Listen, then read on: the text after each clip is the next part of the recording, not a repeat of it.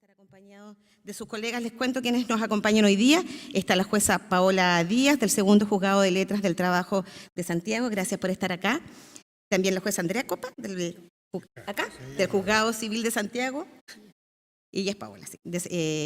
También las dos estuvieron en el programa cuando iniciamos el semestre pasado. Y bueno, la jueza Karen Hoyuelos del Juzgado de Familia de Santiago. Con ellas queremos abordar también cómo fue su experiencia de estar en una radio abordando los temas propios de su quehacer. Pero lo primero que quiero consultarle al ministro Lamberto Cisterna es ¿de qué manera iniciar el trabajo en una radio va aportando a la nueva política comunicacional que instauró el Poder Judicial el año pasado y que va caminando no solamente con esta iniciativa, con otras más?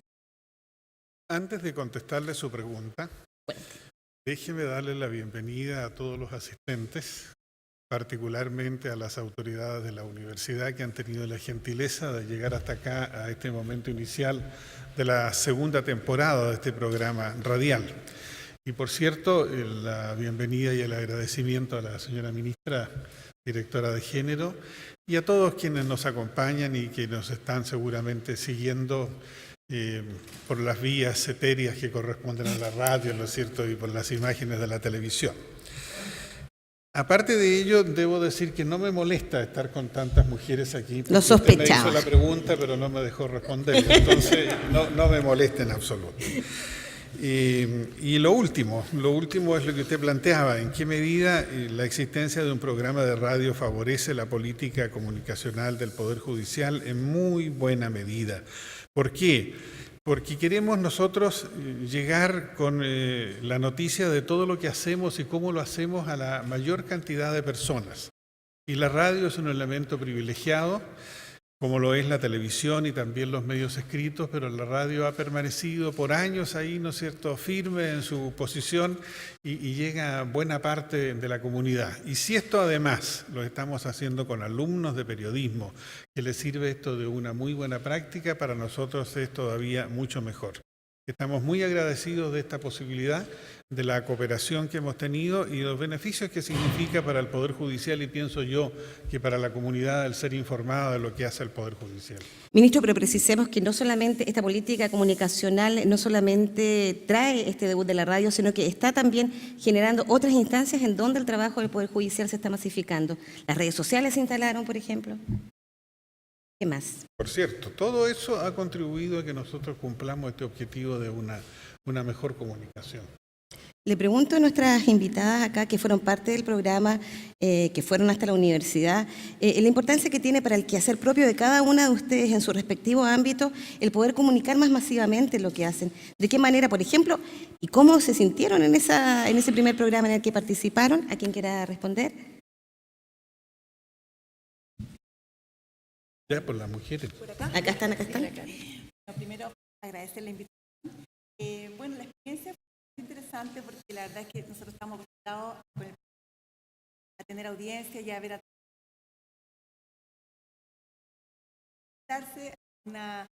un micrófono en un espacio cerrado. Bastante interesante, una gran experiencia. Eso es lo personal, pero también es interesante saber que esta política obviamente nos ayuda porque muchas veces lo que hacemos resulta a veces incomprendido para las personas. No hay que olvidar que siempre desde el Poder Judicial tenemos que tomar decisiones y siempre podrá haber alguien que no esté conforme con lo que se decide. Entonces, desde el punto de vista de poder comunicar, saber que la ciudadanía sepa cuáles son las razones por las cuales uno resuelve de manera determinada u otra, o por qué tiene un flujo determinado de trabajo, muchas veces genera mucha más confianza en la gente. Y creo que como Poder Judicial estamos empeñados en eso. Yo particularmente trabajo en el Centro de Medidas Cautelares de Tribunales de Santiago, donde vemos la violencia intrafamiliar, las medidas de protección de niños vulnerados en sus derechos.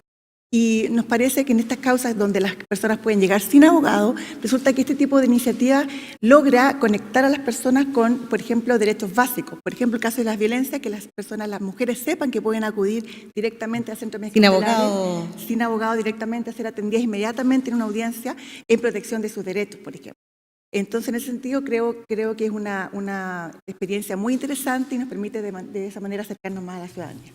Y al momento de acercarse, le pregunto también a todos los invitados la importancia que tiene para ustedes, que están acostumbrados, y la audiencia así lo recibe, ¿cierto?, a a comunicarse con un lenguaje más técnico, que muchas veces la gente en general le cuesta entender qué es una medida cautelar, de qué me están hablando, cuando tengo que hacer una demanda, cuando estoy demandado, en fin. Representa un desafío también trabajar desde el lenguaje, sin por eso decir que están bajando de nivel. El desafío que presenta también dentro de esta política comunicacional, el hablarles más claramente a todo tipo de audiencia. Desde hace un tiempo que el Poder Judicial ha iniciado este camino de incorporar un lenguaje más ciudadano, más coloquial, incluso si se quiere, sin perder el respeto o la formalidad que implica nuestra labor, de manera que los intervinientes puedan realmente comprender a cabalidad lo que se quiere decir y cuáles son los argumentos verdaderos que tuvo el juez, ¿cierto?, para tomar una cierta decisión. Muchas veces la sentencia queda corta en eso. Uno intenta ser lo más simple y más sencillo para poder plasmar cuáles son los argumentos, pero de todas maneras hay ciertos tecnicismos que uno debe implementar. Y por más que en la audiencia uno intente, ¿cierto?, hacerlo de manera más simple, creo que la radio permite acercarse a los ciudadanos de una manera completamente distinta. Se han hecho importantes esfuerzos en cómo flexibilizar y aumentar los canales de comunicación y de información hacia los ciudadanos, pero siempre creo que quedamos un poco al debe.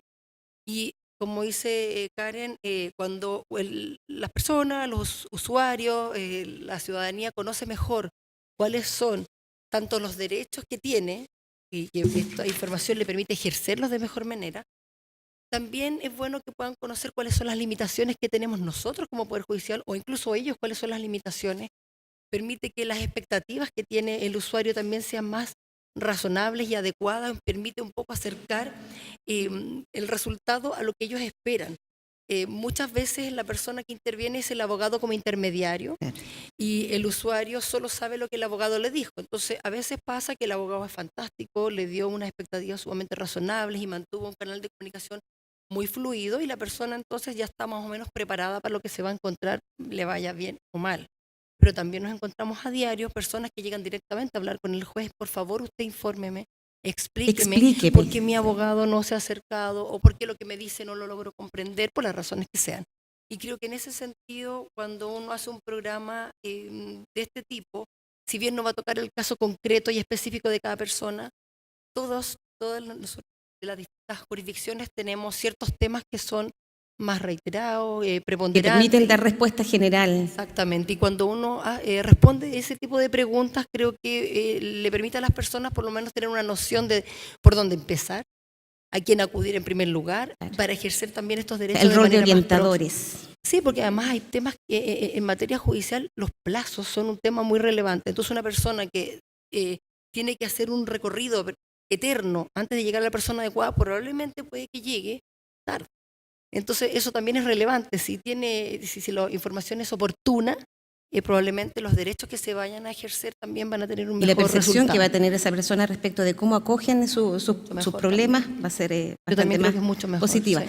Ahora, el hecho de tener una nueva política comunicacional, por cierto, genera expectativas, es valioso que se haga, pero también va generando una demanda distinta.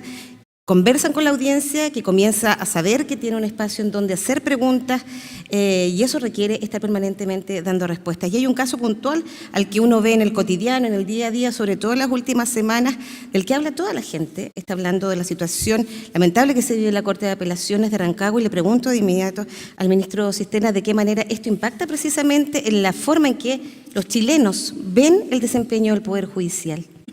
Bueno, la situación de la Corte de Rancagua ciertamente impacta al interior del Poder Judicial y también al exterior. Desde luego, al exterior no cabe duda que esto ha significado un impacto muy fuerte. El mundo que gira alrededor de la justicia, ¿no es cierto?, que son los abogados y las personas que normalmente concurren a los tribunales, se ven impactadas por el hecho de que algunos ministros hayan sido suspendidos, y sobre este manto de duda que existe de que a lo mejor otras personas que trabajan en el Poder Judicial pudieran estar involucrados en los hechos que allí se están investigando.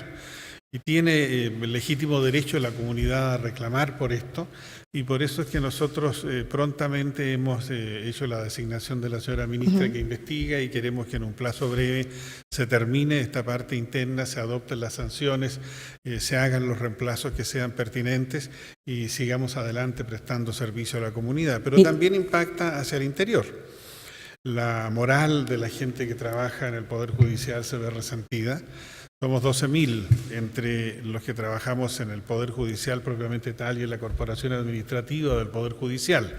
Aquí hablaremos de unas pocas personas que están involucradas en este problema. Pero eso poco impacta al interior del Poder Judicial, de la Corporación Administrativa. Sentimos, ¿no es cierto?, que la moral, como digo, se resiente. Entonces, nuestro mayor interés es prontamente salir de esto, tener clara la dimensión que tiene en el total, sacar experiencias de la crisis y tomar las medidas para que en lo sucesivo ocurra cada vez menos. Jamás podemos llegar a pensar que nunca más va a ocurrir, pero el jamás y los nunca más no existen. Pero la idea es que sea lo menos posible y que estemos todos prevenidos para que en el futuro, ¿no es cierto?, hagamos por todos lados los esfuerzos para que no se repita. Ministro, pero podemos señalar algunas de las, no son medidas respecto a este caso puntual, sino que ya se estaban implementando, ustedes vienen trabajando, por ejemplo, con el tema de la ética, concursos especiales. ¿Se había anticipado la urgencia de que todo el Poder Judicial estuviera alineado en eso? Si pudiéramos abordar iniciativas que van precisamente en esa línea, de hacer del Poder Judicial algo más transparente, algo más cercano y accesible para la gente que finalmente dice, ¿a quién recurro ahora? ¿Quién podrá defenderme, como decía por ahí un personaje de televisión? No tienen otra alternativa más que recurrir al mismo Poder Exacto. Judicial. El mismo somos, ¿no es cierto? Mire, si nuestro empeño por estos temas viene de largo tiempo, todo lo que se refiere a la ética está incorporado como cursos en la Academia Judicial. La misma señora Maggi está vinculada con todo lo que es la ética a través de la Cumbre Judicial Iberoamericana, ha realizado bastantes seminarios. Siempre que vamos nosotros a las regiones, en la visita que hacen los ministros de la Corte Suprema, este tema está presente en las distintas conversaciones. Yo, por ejemplo, hace poquito que estuve en Temuco a propósito del lanzamiento de un protocolo de atención de usuarios de habla mapuche y estuve conversando sobre este tema de la ética y otros con los ministros de la Corte a propósito del tema de Rancagua y de otros parecidos. O sea, esto está permanentemente presente en nosotros. Mayor transparencia, por cierto, el mismo sistema computacional que estamos utilizando para la tramitación de las causas permite mayor transparencia. Estamos hablando de la tramitación electrónica. Así es. Si le pudiéramos explicar a la audiencia muy en breve en qué consiste y de qué manera beneficia el acceso. Enseguida voy a eso. Además estamos, ¿no es cierto?, con nuestra página de transparencia también abierta. Es decir, tenemos una serie de medidas y estamos dispuestos a incrementarlas más para que esto sea cada vez más transparente. Y ojalá que hablemos más sencillito. Es una cosa en la que estamos empeñados hace tiempo, ¿no es cierto? Ese lenguaje claro del que hablaba la magistrada, ¿no es cierto?, es algo que está muy metido en nosotros. La tramitación electrónica significa que usted puede tramitar desde su casa. No cualquiera, porque para esto hay que ser abogado. En muchos casos la ley dice que ellos son los que están habilitados para hacerlo, pero ya no necesitan concurrir a los tribunales, pueden hacerlo vía internet con las habilitaciones previas técnicas y tramitar de esa manera, lo cual hace más expedito. Ese es el propósito, por lo menos, permite que tramitemos, ¿no es cierto?, de manera más moderna, más actual, y que lo hagamos desde cualquier punto de Chile. Y eso naturalmente significa que los expedientes ya no están guardados ni cerrados, sino que se tiene acceso, teniendo estas habilitaciones, y se puede, ¿no es cierto?, ver lo que está sucediendo. Ahora, está la cantidad de asuntos que llegan, que muchas veces, aunque sea tramitación electrónica, no puede ser demasiado rápido. Eso hay que decirlo porque esa es la realidad. Ya veremos cómo vamos superando estos inconvenientes. Veremos cómo se sigue avanzando, pero quiero preguntarle también a las juezas presentes acá de qué manera precisamente estos avances tecnológicos aportan al desempeño, a la eficiencia y al grado como de rapidez con la que ustedes pueden realizar sus funciones. Hablábamos de la ley de tramitación electrónica, tienen el sistema denominado Dragon Speaker que permite hacer la transcripción de lo que ocurre. ¿De qué manera entonces estas innovaciones tecnológicas también aportan al trabajo intenso que ustedes tienen? Sí, bueno, las tecnologías son bienvenidas en el ámbito de la justicia, sobre todo en el trabajo judicial. Todo lo que sirva para poder realizar el trabajo en un plazo más breve es bienvenido. Creo que en la tramitación electrónica, me atrevo a decir, yo soy juez del trabajo, que somos un ejemplo. Me ha tocado recibir a jueces de distintos países que van a ver cómo funcionamos y quedan bastante impactados por el nivel de eficiencia de los sistemas. Respecto de la prontitud o cómo ha contribuido, yo doy fe. Yo soy juez del trabajo del sistema antiguo, donde un proceso podría tardar años, y llegamos a plazos de 70 días. Entonces, eso es bueno para todos. Ahora se están alargando un poquito, como decía el ministro, porque obviamente cuando un sistema es bueno, la gente recurre más a él.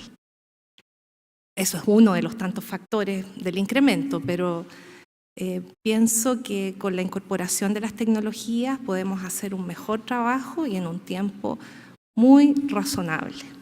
Ahora, ministro, estas nuevas tecnologías también aportan algo fundamental, sobre todo en el último tiempo, que es el tema de la inclusión. El hecho de que todos, independiente de su idioma, de sus capacidades, puedan tener un acceso expedito a la justicia, y ahí hay iniciativas que sería importante darle a conocer a la audiencia. La traducción, por ejemplo, en línea. Ciertamente tenemos mucho interés en este tema de la inclusión y del acceso a la justicia de las personas en condiciones de vulnerabilidad. Los últimos 3 años me ha tocado trabajar bastante en esto y está claro que se han implementado algunos sistemas como la traducción, ¿no es cierto?, simultánea, para los efectos de que las personas que tienen otro idioma puedan tener acceso e incorporarse entonces a la tramitación de las causas o al conocimiento de lo que está ocurriendo en los distintos procedimientos. El uso constante, ¿no es cierto?, del lenguaje de señas, que si bien no es una cuestión de avance tecnológico, es una especial dedicación para que ese público pueda tener también acceso por esa vía. Lo que pasa con las personas ciegas, que también tienen implementado un sistema que les permite incorporarse y tener acceso a las causas y a la tramitación de las causas. Perdón, ministro, pero ahí sería bueno y bonito precisar que hay un juez que tiene visión reducida, que es parte del Poder Judicial, si pudiéramos hacer mención a su trabajo. Sí, yo no sé exactamente si permanece este magistrado, pero estuvo desempeñándose en una suplencia. Él tiene dificultades de visión bastante fuertes. Me dicen que sí, ¿no es cierto? Estuvo en... ¿Sí? Clemente Pin, si me corrigen. Estuvo en el trabajo. Y en el centro médico. Esa es la ventaja de los programas con público. Exacto, Claro. aportan todos, aportan el dato. Claro. ¿Sorprende con alguna pregunta de repente? Yo no voy a decir que me recuerdo de antiguas radios porque van a decir que soy muy viejo, en lo cual no mentirían en absoluto. Entonces, la posibilidad de que un juez, por ejemplo, que tenga estas dificultades de visión, pueda haber cursado la academia y pueda desempeñarse como juez, para lo cual se le han hecho las habilitaciones en el sistema computacional, es un avance extraordinario en términos de la inclusión. Eso significó, por cierto, haber modificado la ley para que personas en estas condiciones pudieran desempeñarse como juez. Pero ya hay alguien que lo ha hecho. Entonces, eso es un avance y ¿no es cierto?, un abrir puertas testimonio muy importante. Ahora, un tema muy importante también, y agradecemos acá la presencia de la ministra Andrea Muñoz, porque está a cargo de los temas de género, precisamente es el tema y la política de género en la que está y sigue trabajando el Poder Judicial. ¿De qué manera, y se lo preguntan nuestras invitadas también, impacta en su labor? Bueno, en el caso del centro de medidas cautelares, básicamente las causas de violencia, y también el caso de los niños, no hay que ver que también hay niñas que también hay que tratar todas sus temáticas con perspectiva de género. Nosotros aplicamos directamente, hay una política de género ya que está establecida por el Poder Judicial, y en ese sentido tratamos siempre de estar aplicándola porque creemos que es la mejor manera de ir avanzando en evitar estas desigualdades que han presentado, digamos, las mujeres. Desde el punto de vista específico de la causa en particular, se le da esa perspectiva, por ejemplo, el caso de la sentencia, cuando derivamos, por ejemplo, por incompetencia al Ministerio Público, se hace con perspectiva de género, y creemos que de esa forma podemos ir cimentando una experiencia que se vaya plasmando permanentemente en plasmar en la sentencia esta perspectiva para que vayamos avanzando en la desigualdad. Bueno, y aprovecho de inmediato de extender la invitación a la ministra Muñoz para que sea parte de alguno de los capítulos del programa. ¿Me hace así? Perfecto. Está anotado, se vio en directo y quedó grabado también. Claro, de manera pública. Aquí De manera contigo, pública, claro. Me aproveché un poquitito, lo tengo que reconocer. Aproveché el momento.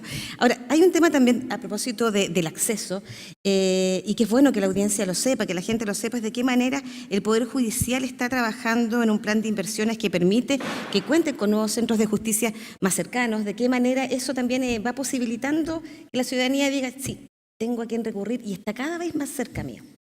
Bueno, estamos con un plan de inversiones muy importante en este periodo 2017-2022. Hay que cubrir un periodo extenso para todo lo que es cuestión de infraestructura. Estamos viendo un plan de inversiones de más o menos 640 millones de dólares y que significa que en el corto plazo vamos a tener la posibilidad de contar con centros de justicia modernos en Puente Alto, en San Bernardo, San Miguel, con inclusión de juzgados de familia, juzgados civiles, etcétera, y además, más allá de lo que es Santiago propiamente tal, el Centro de Alto Hospicio, juzgados de competencia común de Cabo de Hornos, Centro de Justicia de Rancagua, y además Ancud, Arica, La Serena, Los Ángeles, Tomé. O sea, estamos tratando de renovar lo más posible en la medida que ese presupuesto lo permite y que las contingencias de la construcción y la fiscalización de ella den lugar a ese avance, cosa que tengamos en la mayor cantidad posible de lugares, tribunales que tienen, además de ser nuevos, el chiste de que están diseñados con sentido de inclusión. Perfecto. Vale decir, se han hecho todos los ajustes posibles de manera tal que las personas discapacitadas puedan incorporarse a esos lugares, tengan fácil acceso, tengan facilidades, sea amigable. etcétera. Bueno, ¿les parece entonces que conozcamos un poco más en detalle de qué manera esta radio está operando, qué capítulos ya se han grabado y se pueden ver todos nuestros invitados porque están ahí? No solamente ustedes van a poder acceder a la radio del Poder Judicial a través del podcast, también están los videos que dan cuenta de cómo fue la presencia de los distintos invitados que tuvimos el semestre del año pasado. Fueron 8 capítulos los que se desarrollaron. Y parto por comentarles que junto con las entrevistas completas, se ha generado un espacio y que elaboran los alumnos de periodismo, que son cápsulas informativas que precisamente van en la línea de acercar y explicar claramente conceptos que para gran parte del público pueden resultar difíciles. Nos fuimos a negro, esto pasa, esa es la gracia del en vivo, lo digo al tiro. Bueno, pero les cuento que se han generado distintas cápsulas que van explicando muy en sencillo, obviamente apoyados por abogados, por gente del Poder Judicial, para que la gente entienda conceptos a los cuales se puede ver enfrentado al momento de tener que recurrir a la justicia. Está, como les decía, ese espacio que se denomina Código Ciudadano, explicar en simple, que por Dios que es difícil explicar en simple, muchas veces se piensa que es llegar y hablar, no. Y sobre todo en medidas que requieren de tanta especificidad. Ese es uno de los contenidos que hay en la radio, junto con los capítulos que están en extenso ahí, completos, y que ustedes pueden ir revisando. Y bueno, los invito desde ya a ser parte, ser auditores de este programa que hacemos con mucho gusto con estudiantes de periodismo. Tenía acá algunas de las alumnas que estuvieron el semestre pasado, a quien estuvo conduciendo el programa el año Pura Juventud, teníamos al inicio, Rocío Brito. Agradezco particularmente a todos los que han estado acá presentes y nada, nos comprometemos como universidad, nos comprometemos como carrera de periodismo que está trabajando porque las comunicaciones sean eficientes, por derrotar las noticias falsas. En esa línea estamos y este espacio, por cierto, a nosotros nos permite aportar a nuestros estudiantes para que sean grandes profesionales y esperamos aportar por sobre todo la misión que tiene el Poder Judicial de conversar cada vez más con su gente. Ministro, ¿algo más que decir antes de despedirnos? Solamente agradecer esta oportunidad que nos brinda el convenio con la universidad y destacar que los alumnos son parte importante de este convenio y que ellos son los que en definitiva van construyendo los distintos programas con la colaboración nuestra y de otros especialistas que puedan concurrir. agradecer esto y felicitar a quienes están empeñados en el día a día en llevar adelante este programa. Y a todos, por supuesto, la bondad de haber asistido a esta audiencia inaugural con este panel de juezas, ¿no es cierto?, que nos han acompañado. Muchas gracias. Muchas gracias y nos estaremos escuchando en muchos nuevos capítulos porque tenemos que hablar de justicia, tienen larga vida. Gracias. Chao.